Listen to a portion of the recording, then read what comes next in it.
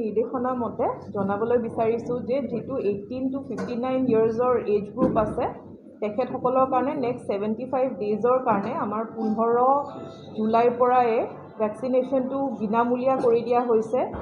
আপোনালোকে ইতিমধ্যে জানিবলৈ হয়তো আপোনালোকে জানে যে আমাৰ যিসকলৰ ভেকচিনেশ্যন কিছু ফ্ৰণ্টলাইন ৱৰ্কাৰ হওক আৰু আমাৰ অন্যান্য হাই ৰিস্ক কেটেগৰীৰ কাৰণে হওক তেখেতসকলৰ কাৰণে থাৰ্ড ড'জ প্ৰিকশ্যনাৰী ভেকচিনেশ্যনটো কোকৰাঝাৰ জিলাত চলি আছিলে আৰু এতিয়া 18 to 59 এজ গ্ৰুপৰ থাৰ্ড ড'জ যিটো বুষ্টাৰ ড'জ বা প্ৰিকশ্যনাৰী ড'জ বুলি আমি কওঁ সেই ভেকচিনেশ্যনটো অহা 75 ডেজৰ কাৰণে বিনামূলীয়া কৰা হৈছে চৰকাৰী নিৰ্দেশনা মতে।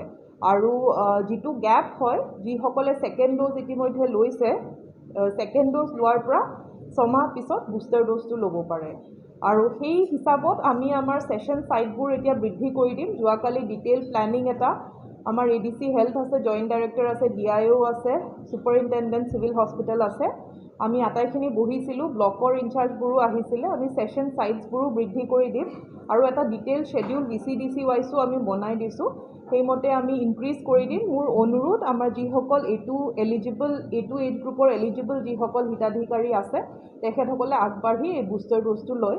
আপোনালোকে দেখিছে যে অসমৰ পাৰফৰ্মেঞ্চ গোটেই ইণ্ডিয়াতে বহুত ভাল ভেকচিনেশ্যনৰ ক্ষেত্ৰত আৰু আমাৰ ক'ভিডৰ যিটো 2020 আৰু 21ত যিখিনি ক্ষতি হৈছিলে এতিয়া হয়তো ভেকচিনেশ্যনৰ কাৰণে বহুখিনি কমি গৈছে, চিমটমছবোৰো কম দেখা যায়। মোৰ অনুৰোধ আটাইলৈ আমাৰ কোকৰাঝাৰবাসী ৰাইজলৈ যে আপোনালোকে আহি এই 75 ডেজৰ ভিতৰত যিসকল এলিজিবল আছে প্ৰিকশ্যনাৰী ড'জৰ কাৰণে আহি পেলাই ভেকচিনেশ্যনটো লৈ লওক। অলৰেডি IEC এক্টিভিটিজ বঢ়াই দিছোঁ, মাইকিং কৰোৱা হৈছে, VCDC সকলৰ লগতো আমাৰ মিটিং কৰা হৈছে যে তেখেতসকলে এৱেৰনেছ এক্টিভিটিজ বৃদ্ধি কৰে।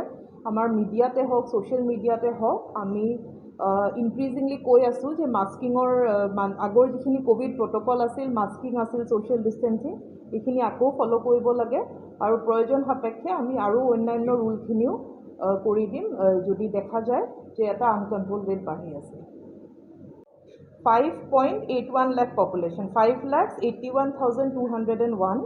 ছেকেণ্ড ড'জৰ এচিভমেণ্ট হৈছে 81%, 4,56,194 আৰু থাৰ্ড ড'জৰ এতিয়া আমাৰ প্ৰচেছটো ক্ৰমান্বয়ে বৃদ্ধি পাই থাকিব।